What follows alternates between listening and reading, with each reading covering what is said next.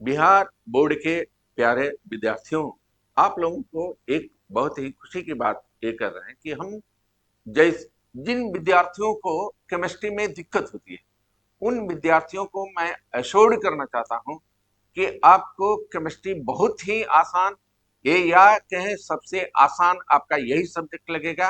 आप बहुत अच्छे तरीके से आप केमिस्ट्री समझ सकते हैं। इसको हम लोग कोशिश करेंगे और हम लोग शुरू करते हैं रमेश रासायनिक अभिक्रियाएं और समीकरण। अब हम लोग देखिए वियोजन अभिक्रिया देखते हैं, जिसको अंग्रेजी में हम लोग क्या बोलते हैं, डिकम्पोजिशन रिएक्शन। इसके पहले हम लोग क्या पढ़ रहे थे, हम लोग एडिशन रिएक्शन पढ़ रहे थे, कॉम्बिनेशन रिएक्शन जिसको कहते हैं, कॉम्बिनेशन रिएक्शन। अब जस्ट ए विपरीत है किसका, कॉम्बिनेशन रिएक्शन का अपोजिट है डिकम्पोजिशन रिएक्शन। अब डिकम्पोजिशन रिएक्शन के लिए हमको हीट देना पड़ेगा। क्यों? क्योंकि ये एंडोथर्मिक रिएक्शन है। एंडोथर्मिक रिएक्शन में हमको हीट देना पड़ेगा। वियोजन के लिए ऊर्जा आवश्यक है। किस लिए आवश्यक है? बॉन्ड को तोड़ने के लिए। अब अगर बॉन्ड को तोड़ने के लिए ऊर्जा आवश्यक है तो उस ऊर्जा को हम किस रूप में दे सकते हैं? ऊर्जा को हम लोग तीन रूप में दे सकते हैं। जैसे हीट के रूप में दे सकते हैं, लाइट के रूप में दे सकते हैं, इलेक्ट्रिसिटी के रूप में दे सकते हैं ना। अब हम लोग हीट के रूप में दे सकते हैं, लाइट के रूप में दे सकते हैं और इलेक्ट्रिसिटी के रूप में दे सकते हैं। जैसे हम लोग फेरस सल्फेट को देखें, FeSO4। अब यहां पर हीट के रूप में हम दे रहे हैं तो फेरस सल्फेट जो डिकम्पोज हो गया। और यहां हम लोग ध्यान देखें, यहां रिएक्टेंट में सिर्फ एक है लेकिन प्रोडक्ट में एक से अधिक है। कहने का मतलब ये है कि ये जस्ट रिवर्स है कॉम्बिनेशन रिएक्शन का। तो ये फेरस सल्फेट है। देखिए यहां पर समझने वाली बात एक चीज है कि कोई भी अगर फेरस सल्फेट रहेगा, फिर कार्बोनेट रहेगा, सल्फेट रहेगा, सल्फाइट रहेगा, नाइट्राइट रहेगा, तो अगर हीट देंगे तो सबसे पहले ऑक्साइड में बदलेगा, तो ये ऑक्साइड में बदल गया। दूसरा बात, ये सल्फेट है तो सल्फर डाइऑक्साइड और सल्फर ट्राइऑक्साइड में ये बदल जाता है। तो यहाँ तीन प्रोडक्ट है, रिएक्टेंट में सिर्फ एक है लेकिन प्रोडक्ट में एक से अधिक होगा। दूसरी बात, FeSO4 का जो ये रंग होता है ये हरा होता है, एक बात।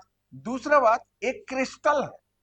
क्रिस्टल का मतलब ये है कि डिफरेंट शेप होता है। जैसे चीनी आप देखें तो चीनी का शेप कैसा होता है, क्यूबिकल होता है।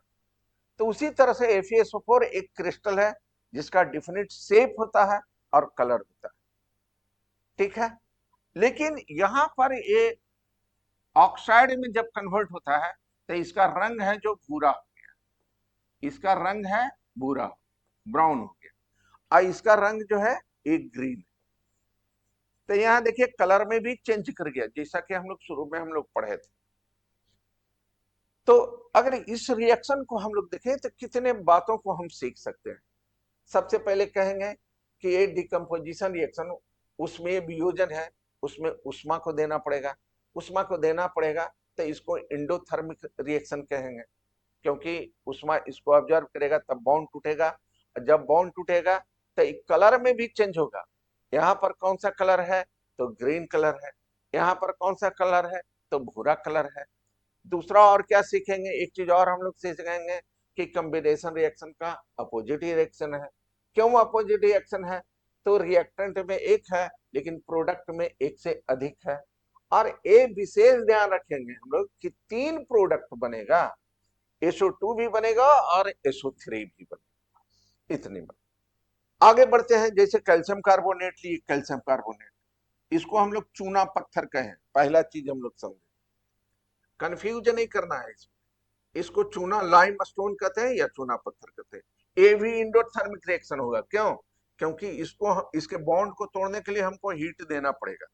ठीक है, तो ए भी कॉम्बिनेशन रिएक्शन का अपोजिट होगा। क्यों? ए रिएक्टेंट एक होगा लेकिन प्रोडक्ट एक से अधिक होगा। तो एक कार्बोनेट है, और कार्बोनेट जब टूटेगा तो सबसे पहले ऑक्साइड में टूटेगा, ऑक्साइड में टूट गया, अब प्लस क्या, CO2 दे रहा है ना। तो हम लोग अब इसका हम लोग उपयोग बता दें कि कैल्शियम कार्बोनेट का किस चीज में उपयोग होता है। तो ये सीमेंट बनाने में हम लोग करते हैं। उसके बाद अब देखिए, उसके बाद लेड नाइट्रेट, ये सबसे ज्यादा इंपॉर्टेंट रिएक्शन है, लेड नाइट्रेट। अब देखिए हम दूसरा कंपाउंड ले रहे हैं, जैसे हमको लेड नाइट्रेट का उष्मीय वियोजन करना है। कहने का मतलब lead nitrate substance, lead nitrate रहता कैसा, व्हाइट रहता है, ये भी एक क्रिस्टल है। अब ये हम लोग कहें कि उष्मीय वियोजन करना, उष्मीय वियोजन का मतलब क्या हुआ कि उसमें हीट देंगे। क्यों?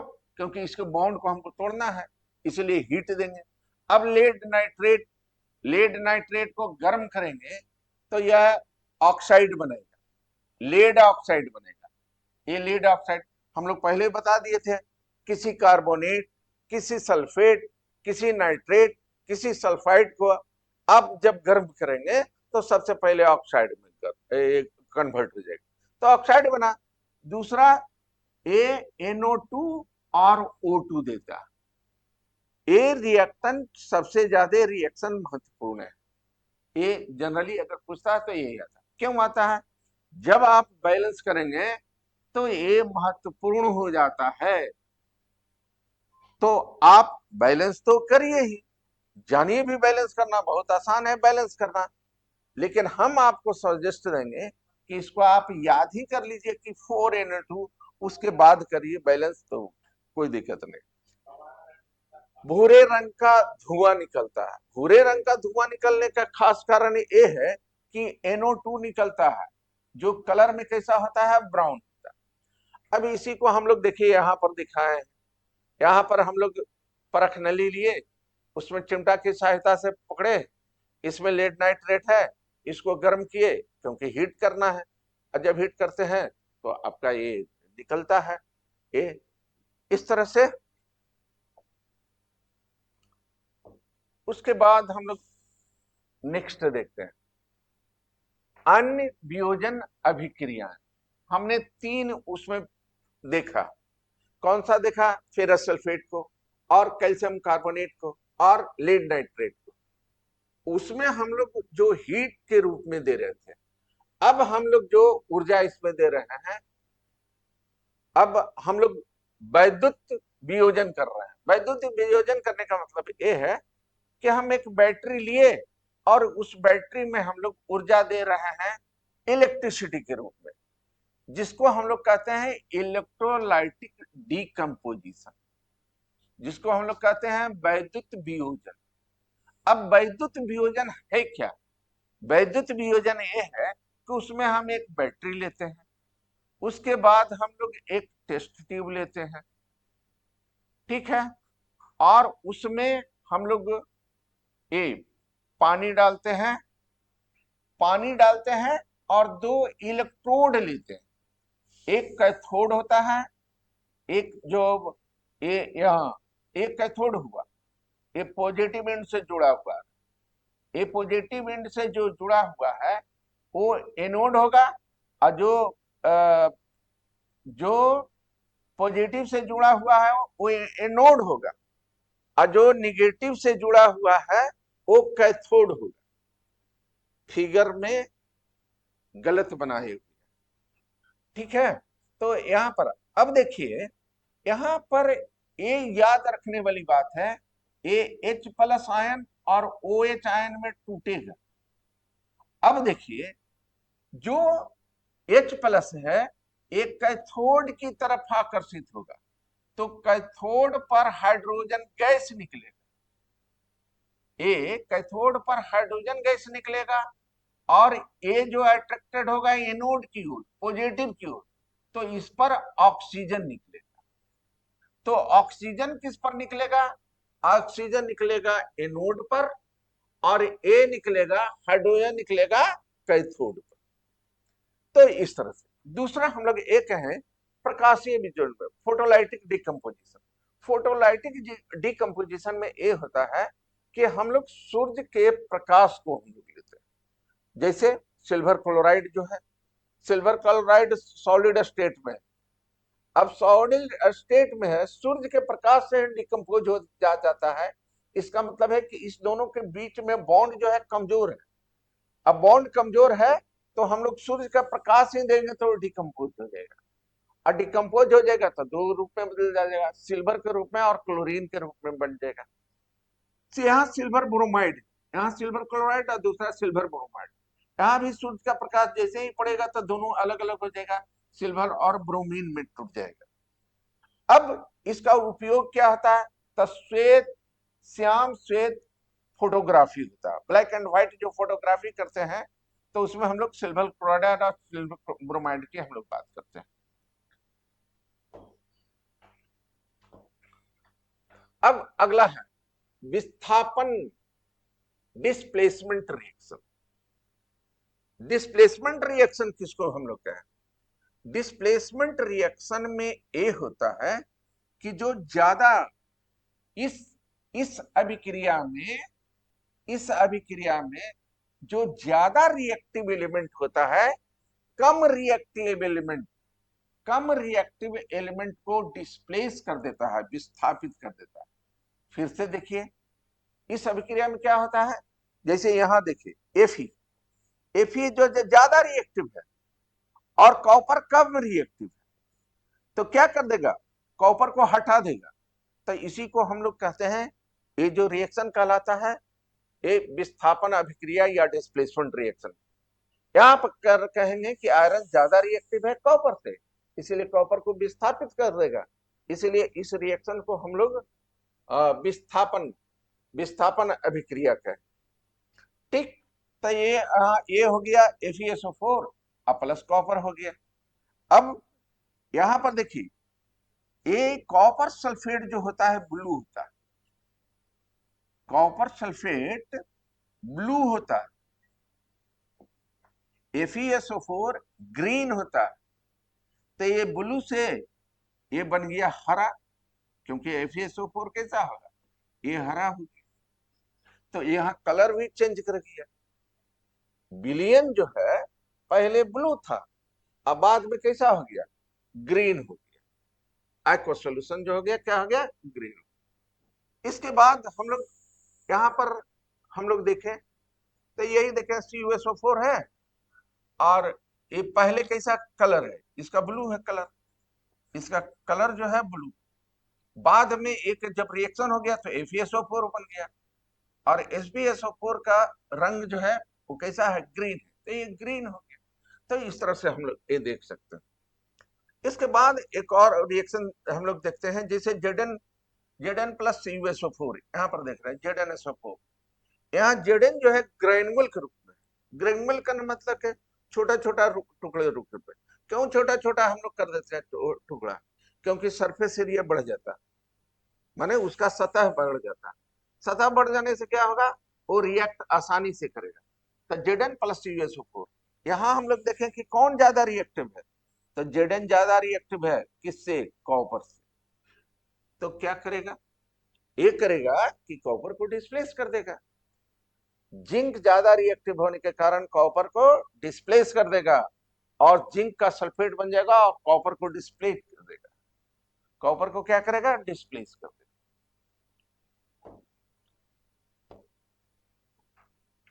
यहां पर हम लोग देखते हैं द्विस्थापन अभिक्रिया, जो बच्चों को सबसे ज्यादा डिफिकल्ट लगता है।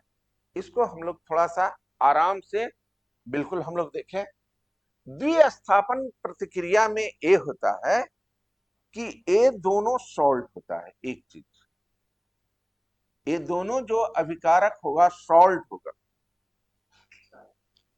हम लोग ये कह रहे थे कि देखिए ये रिएक्शन जो हम लोग बता रहे हैं डबल डिस्प्लेसमेंट रिएक्शन, तो डबल डिस्प्लेसमेंट रिएक्शन में जो अभिकारक होता है, पहला बात दोनों एक्वस स्टेट में होता है। जैसे वे अभिक्रियाएं जिसमें अभिकारकों के बीच में आयनों का आदान प्रदान होता है।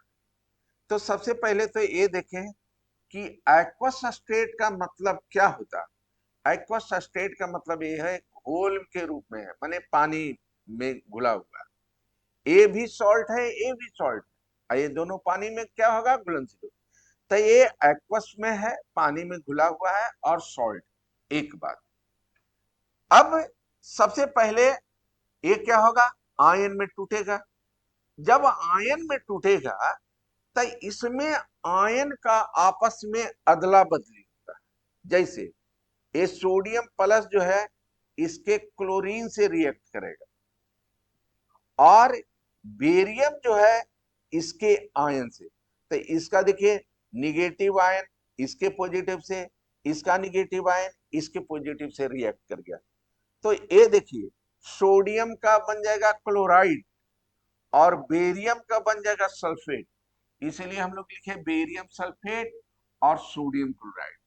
अब प्रोडक्ट जो है रिएक्टर से किस रूप में अलग होगा, तो यहां पर देखिए दोनों एक्वस सॉल्यूशन था और यहां पर ये सॉलिड के रूप में है, ये प्रिसिपिएट के रूप में हो गया, ये एक्वस नहीं है और सोडियम क्लोराइड जो है एक्वस है।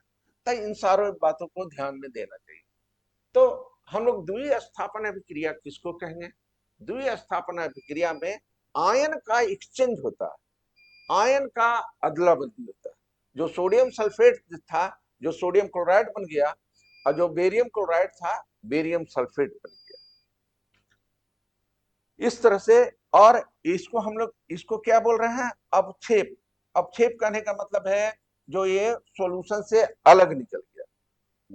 ये अवक्षेप किसको कहेंगे या प्रिसिपिएट किसको कहेंगे, वह पदार्थ जो जल में अविलेय होता है, जल में जो घुला हुआ नहीं। यहाँ सोडियम क्लोराइड है जो जल में घुला हुआ है, लेकिन बेरियम सल्फेट जो है वो जल में घुला हुआ नहीं है, इसलिए इसको हम लोग प्रिसिपिएट कर रहे हैं, इसको हम लोग प्रिसिपिएट कर रहे हैं, और इसको हम लोग एक्वस कर रहे हैं कि पानी में घुला हुआ।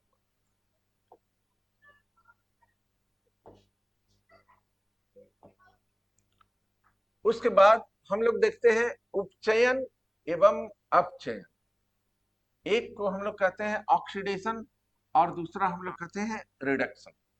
उपचयन क्या है, ऑक्सीडेशन क्या है। जब कोई पदार्थ ऑक्सीजन से रिएक्ट करता है तो हम लोग उसको उपचयन कहते हैं, ऑक्सीडेशन कहते हैं।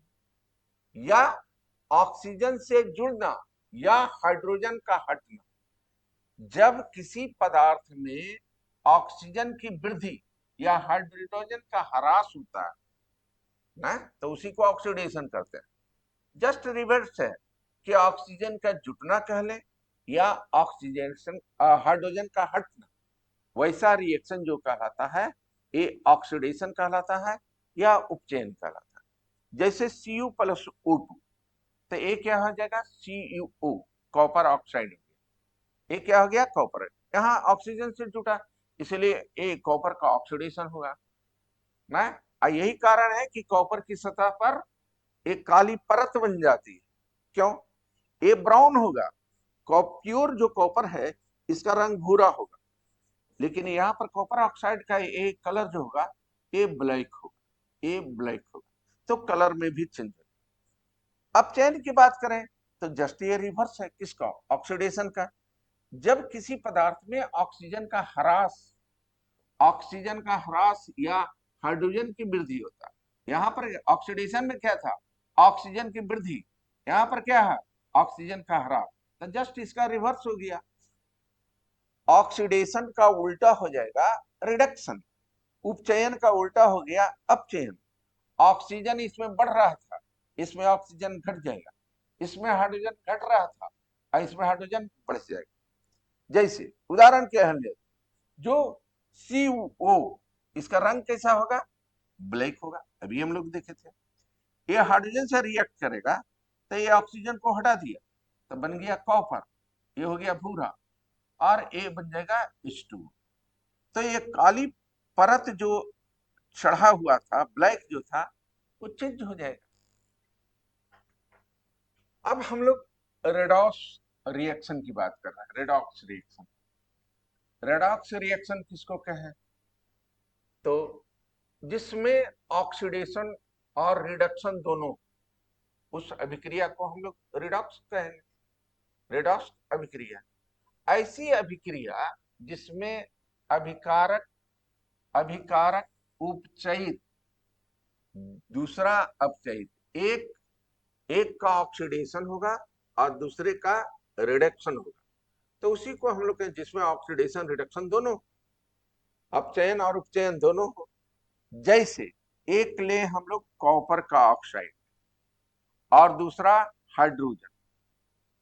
अब इससे जैसे हाइड्रोजन करेगा तो ऑक्सीजन को हटा देगा, तो यहां क्या हो गया? ऑक्सीजन हट गया, तो इसका अपचयन हो गया। CuO का अपचयन हो गया। अपचयन क्यों हो गया? अपचयन इसलिए अपचयन हुआ क्योंकि ऑक्सीजन निकल गया। ये देखिए अपचयन हो गया,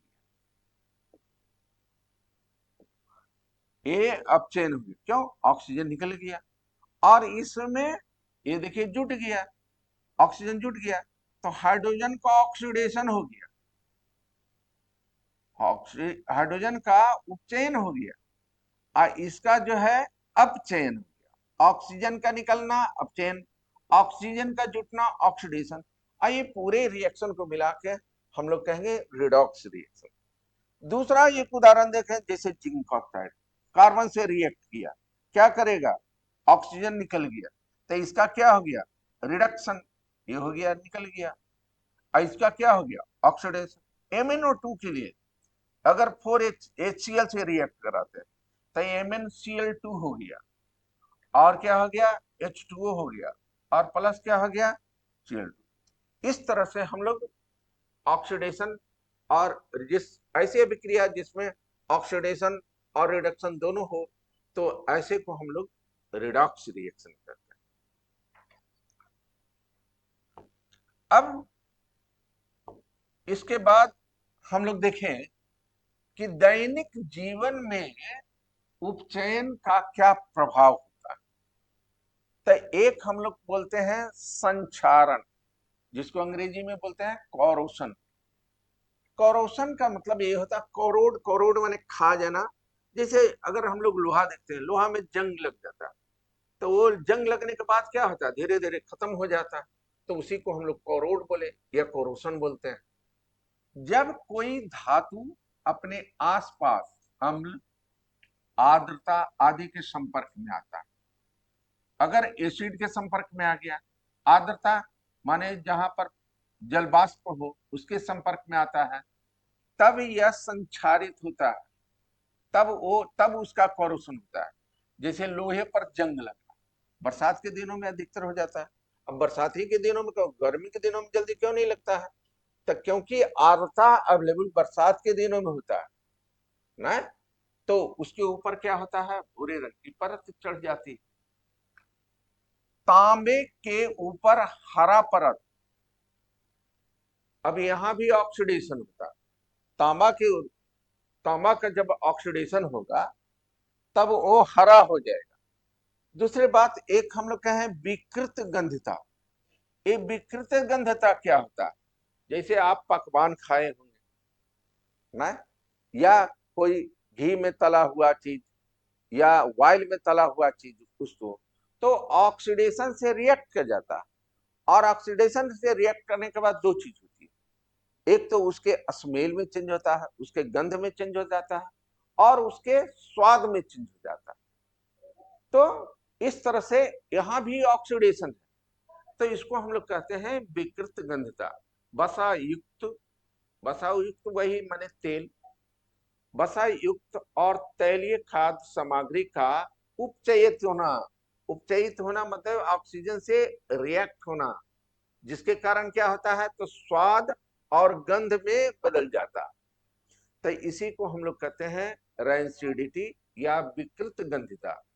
विकृत माने स्वाद में चेंज हो जाना, गंधिता माने गंध में चेंज हो जाना। तो उसी को कहते हैं विकृत गंधता।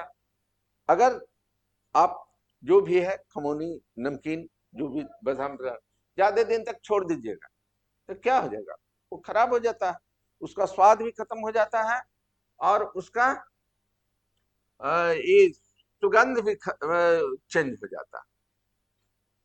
अब इसका बचाव कैसे करेंगे, तो प्रति ऑक्सीकारक का उपयोग करते हैं, प्रतिकारक का उपयोग, एंटीऑक्सीडेंट का उपयोग करते हैं। जो ऑक्सीडेशन, विकृत गंधता का कारण क्या है, ऑक्सीडेशन। अब ऑक्सीडेशन नहीं अगर होगा तब हम लोग क्या करेंगे, इसको रोकेंगे। अब इसको रोकने कैसे करेंगे, तो कुछ इसमें हम लोग जैसे ऑक्सीजन से कांटेक्ट को हटा देंगे, यही कारण है तो हम पैकिंग कर देते हैं। अगर आप फ्रिज में भी रख देते हैं तो ऊपर भी ऑक्सीकरण कम हो जाता है। इस तरह से हम क्या करते हैं, जैसे चिप्स बनाने वाले पैकेट में ऑक्सीजन की जगह नाइट्रोजन गैस भर देते हैं।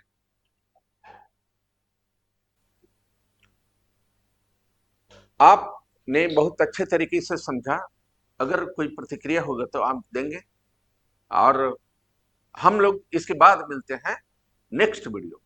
Thank you.